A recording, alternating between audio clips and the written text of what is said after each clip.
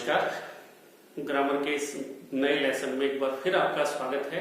हमने जो पिछले लेक्चर में आर्टिकल्स का टॉपिक शुरू किया था, हम द के यूज कर रहे थे, उन्हीं को हम कंटिन्यू करेंगे। उम्मीद करता हूं कि आपको अच्छा लगेगा। आज भी बहुत आसान और बिल्कुल इजी तरीके से, बिल्कुल रोचक तरीके से हम करने की कोशिश करेंगे द के यूज। एक मैंने क्वेश्चन पूछा था पिछले लेक्चर में आपसे कि हम आई वेंट टू मार्केट बोले या I went to the market. Market ठीक है या द मार्केट ठीक है? आपने भी विचार कर लिया होगा। चलिए आज इस पर इसी से शुरुआत करते हैं कि मार्केट सही या द मार्केट सही। अब देखिए, मार्केट का मेन काम क्या है? कुछ खरीदना या बेचना। The main purpose of market is to sell something और टू परचेज समथिंग। इसको हम बोलते हैं प्राइमरी फंक्शन। इसके अलावा अगर कोई काम है तो वो कहलाता है सेकेंडरी फंक्शन, गौण कार्य जिसे हम हिंदी में बोलते हैं। अब अगर आप मार्केट में उसके प्राइमरी फंक्शन से गए हैं, मुख्य काम से ही गए हैं, जैसे I went to market to buy a book. एक बुक ही परचेज करने गया, पर कुछ परचेज करने गया हूं, प्राइमरी फंक्शन है टू बाय, तो मैंने यूज किया सिर्फ मार्केट, द की जरूरत वहां नहीं है। I went to the market, मान लीजिए कोई शॉपकीपर मेरा फ्रेंड है, मैं उससे मिलने चला गया, ना मुझे कुछ खरीदना था ना कुछ बेचना था। I went to the market to meet my friend. अब मैं अपने दोस्त से मिलने गया हूं। Market is not basically meeting place, ये मीटिंग प्लेस नहीं है कोई, फिर भी मैं मिलने के लिए चला गया, तो इसके लिए हम यूज करेंगे द मार्केट। यानी मुख्य काम के अलावा अगर आप किसी और काम से जा रहे हैं मार्केट में, तो उसके लिए आपको द मार्केट यूज करना है। और अगर प्राइमरी फंक्शन से जा रहे हैं तो सिर्फ मार्केट। यानी दोनों सेंटेंस जो हमने लिखे वो दोनों ठीक हैं, ग्रामेटिकली करेक्ट हैं। ये नियम आप बाकी जगहों पर भी अप्लाई कर सकते हैं। जैसे आपका school, college, temple, church, mosque हो सकती है, हॉस्पिटल, ठीक है। जो भी जगह आप यूज करते हैं, जहां जहां आप जाते आते हैं, अगर वहां प्राइमरी फंक्शन है, उनका कोई स्पेशल फंक्शन है, जैसे हॉस्पिटल का मेन फंक्शन है इलाज करना या इलाज करवाना, पेशेंट जाता है इलाज करवाने और डॉक्टर जाता है इलाज करने, वो प्राइमरी फंक्शन है। अगर हम उसी पर्पज से जा रहे हैं तो आई वेंट टू हॉस्पिटल। अगर वहां हमारा कोई रिलेटिव एडमिट है, उससे मिलने के लिए चले गए, तो उसके लिए हम यूज करेंगे the hospital. I went to the hospital हो जाएगा। यानी इन सब के साथ वही रूल अप्लाई करना है जो आप मार्केट के साथ अप्लाई करते हैं। स्कूल का मेन काम है पढ़ना, पढ़ाना, टीचर जाता है पढ़ाने, स्टूडेंट जाता है पढ़ने। उसके अलावा अगर आप किसी काम से जा रहे हैं वहां, तो आपको द स्कूल कहना पड़ेगा। और अगर पढ़ने पढ़ाने के पर्पज से ही जा रहे हैं तो I went to school only. एक ऑफिस, इसके साथ हमेशा आपको दी यूज करना है, दी ऑफिस, चाहे वो प्राइमरी फंक्शन हो या सेकेंडरी फंक्शन हो। ये एक एक्सेप्शन है जहां आपको हमेशा आर्टिकल का यूज करना है। ये मेरे ख्याल में क्लियर हो गया होगा। I went to hospital for some treatment या टू गेट सम ट्रीटमेंट, और I went to the hospital to meet my relative. इस तरह की जो चीजें हैं उनको आप यूज करें प्राइमरी और सेकेंडरी फंक्शन के तौर पर। चलिए और देखते हैं। सेकेंड, आज का सेकेंड यूज, रीडिंग मटेरियल जो भी है,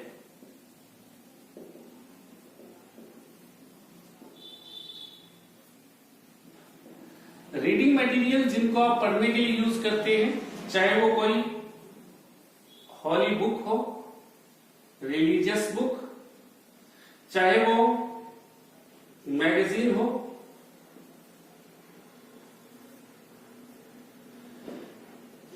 मैगजीन्स हो, हॉली बुक्स हो, या फिर न्यूज़पेपर्स हो, इन सबके नाम के साथ द का यूज करना है, जैसे the Gita, the Quran, the Bible, जो भी होली बुक है उसके साथ द का यूज करना है। मैगजीन्स द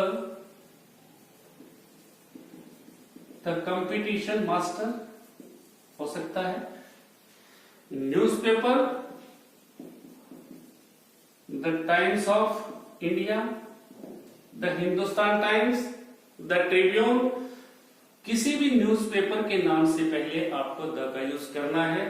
किसी पीरियोडिकल के नाम से पहले the competition master, the women's era, कोई भी मैगजीन हो, पीरियोडिकल हो जो एक निश्चित टाइम के बाद छपती है, पत्रिका जिसे आप बोलते हैं उसके साथ भी, और किसी टैबलॉइड का नाम हो वो भी इसी में आएगा, या फिर किसी होली बुक के साथ, धार्मिक किताब के साथ, रिलीजियस बुक के साथ भी द का यूज आपको करना है। ये रीडिंग मटेरियल में आप इनको इंक्लूड कर सकते हैं एक हेडिंग के जरिए, ताकि आसानी से आप इन्हें याद रख सकें। चलिए नेक्स्ट यूज,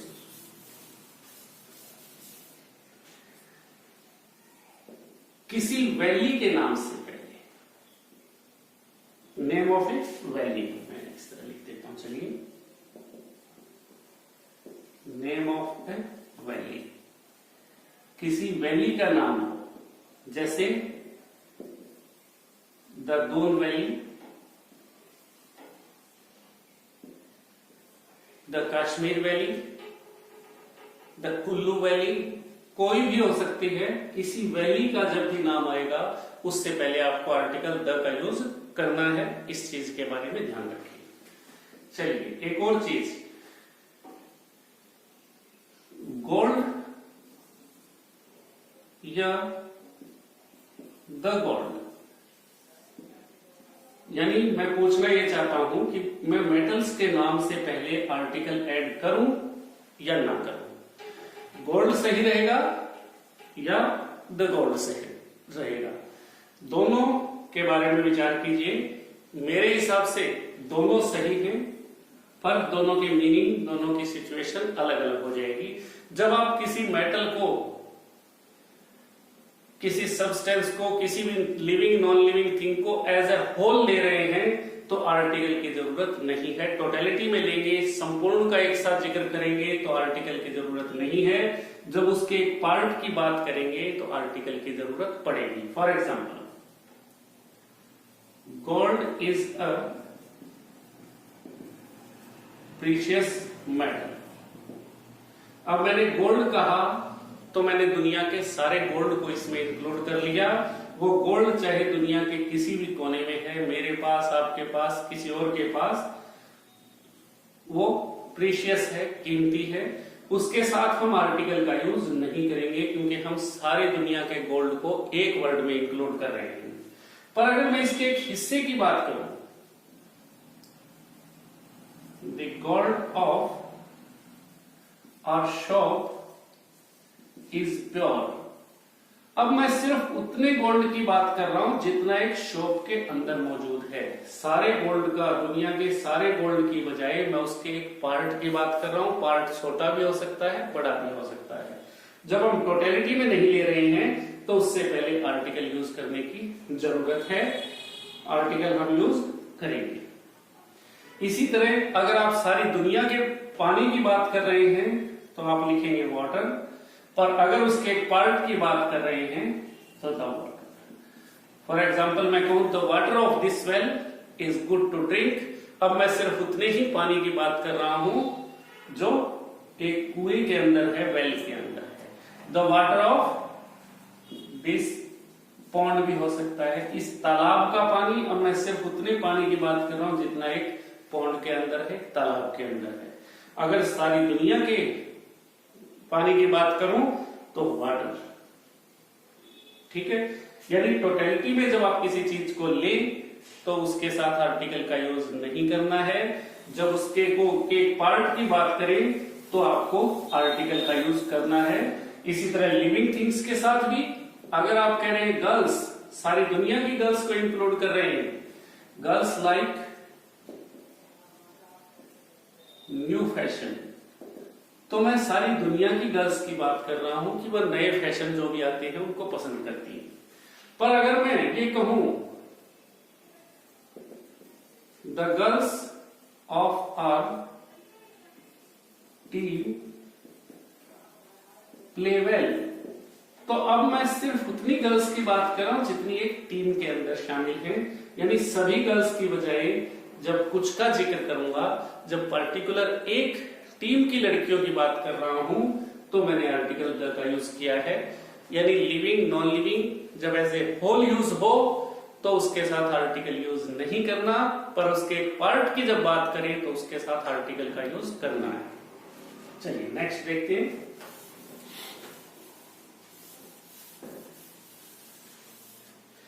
नेक्स्ट यूज, किसी डेजर्ट का नाम, नेम ऑफ अ डेजर्ट, किसी मरुस्थल का नाम, जैसे the Sahara desert, the Thar desert, एक वर्ल्ड का सबसे बड़ा ले लिया मैंने, इंडिया का सबसे बड़ा, जरूरी नहीं कि बड़े ही हो, आप किसी भी डेजर्ट के नाम से पहले आर्टिकल द का यूज करेंगे, ये कंपलसरी है। डेजर्ट का जहां भी नाम हो उसके साथ द का यूज करना है। चलिए और देखते हैं। इसके अलावा यूनिक थिंग्स, अपने आप में जो अनोखी चीजें हो, जिनसे मिलती जुलती दूसरी चीज हमारे पास नहीं है, नॉर्मली हम जिसका यूज नहीं करते, यूनिक थिंग्स के नाम के साथ हम आर्टिकल का यूज करेंगे, चाहे वो किसी भी तरह की यूनिक हो। इसमें मेनली हेवनली बॉडीज, आकाशीय पिंड जिनको आप बोलते हैं, द अर्थ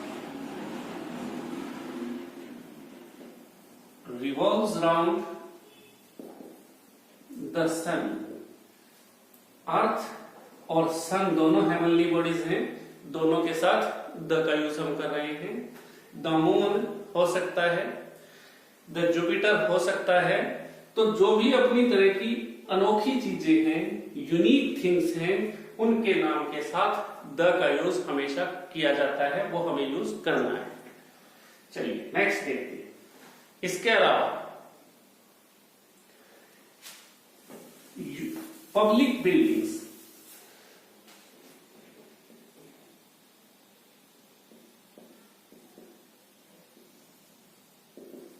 पब्लिक बिल्डिंग्स जो भी सार्वजनिक इमारतें हैं, जो किसी एक की मिल्कियत नहीं है, एक की प्रॉपर्टी नहीं है, उनके साथ भी आर्टिकल द का यूज हम करते हैं। फॉर एग्जाम्पल द ताज,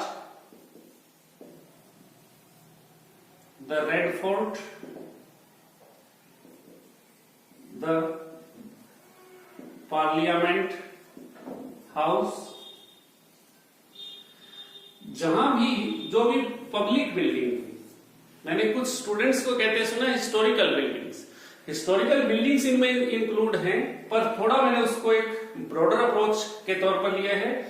जैसे द पार्लियामेंट हाउस कह दिया मैंने, जो अलग अलग डिस्ट्रिक्ट में डिस्ट्रिक्ट सेक्रेटरिएट्स हैं, उनके साथ भी द सेक्रेटरिएट कह सकते हैं आप उसे। तो जहां भी पब्लिक बिल्डिंग, जो सार्वजनिक इमारत है, चाहे वो हिस्टोरिकल हो या कंटेम्परेरी हो, समकालीन हो, अब की हो, उन सबके साथ आपको द का यूज करना है।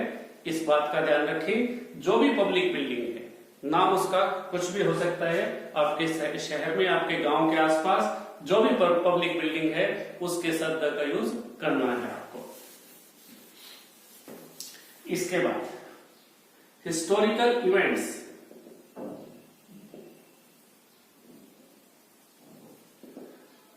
जो ऐतिहासिक घटनाएं हैं आपकी, उनके साथ भी द का यूज हमेशा करना है। ऐतिहासिक इमारतें, सॉरी ऐतिहासिक घटनाएं जो भी हैं आपकी, जैसे द सिविल डिसोबीडियंस मूवमेंट, आपको इसके साथ द का यूज करना है। The non cooperation movement, the quit India movement, the battle of Panipat. आपको इनके साथ द का यूज करना है। और भी कोई हिस्टोरिकल इवेंट हो जिसके बारे में आपको जानकारी है, उनके सबके साथ द का यूज करना है आपको। The freedom movement of India कह सकते हैं आप। तो सबके साथ द का यूज हम करेंगे जो भी हिस्टोरिकल इवेंट्स हैं। चलिए एक और, आप सब जानते हैं इंग्लिश में दो तरह के नंबर्स हैं, कार्डिनल और ऑर्डिनल।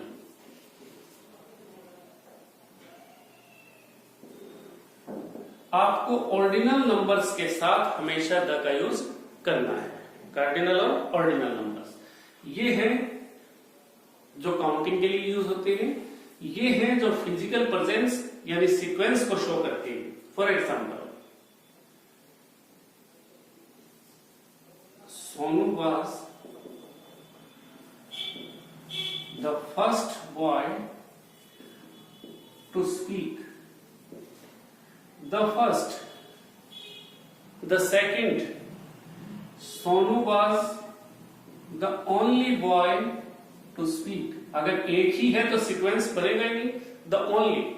अगर Sonu was the last boy to speak, शुरू में था, आरंभ में था तो the first, और अंत में हो गया तो द लास्ट। इन सब ऑर्डिनल नंबर्स के साथ आपको द का यूज करना है, इस बात का ध्यान रखें। The first, the second, the third, the fourth, इन सब को हम ऑर्डिनल नंबर्स के रूप में जानते हैं और इन सब के साथ द का यूज करना जरूरी है। चलिए एक और,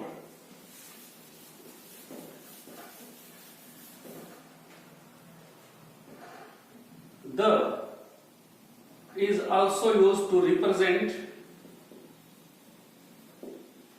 a whole class। एक से जब आप पूरी जाति, बात एक की करें और पूरी जाति के बारे में जिक्र करना चाहें तो द का यूज आप इसके साथ करेंगे। For example, the lion is a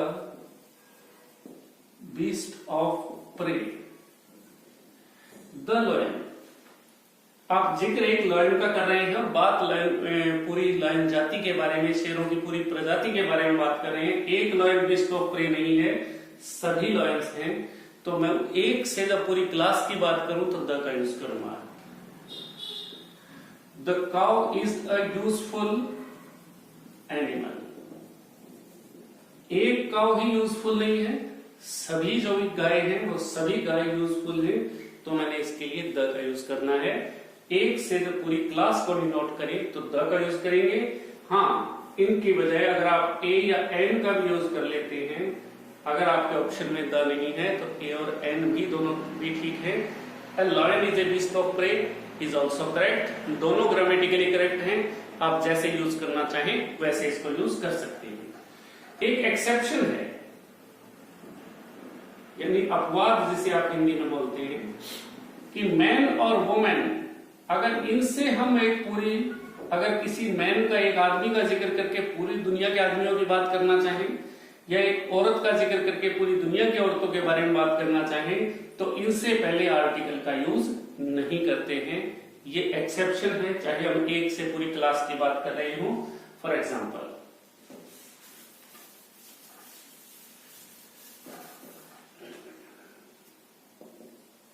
man is मॉर्टल।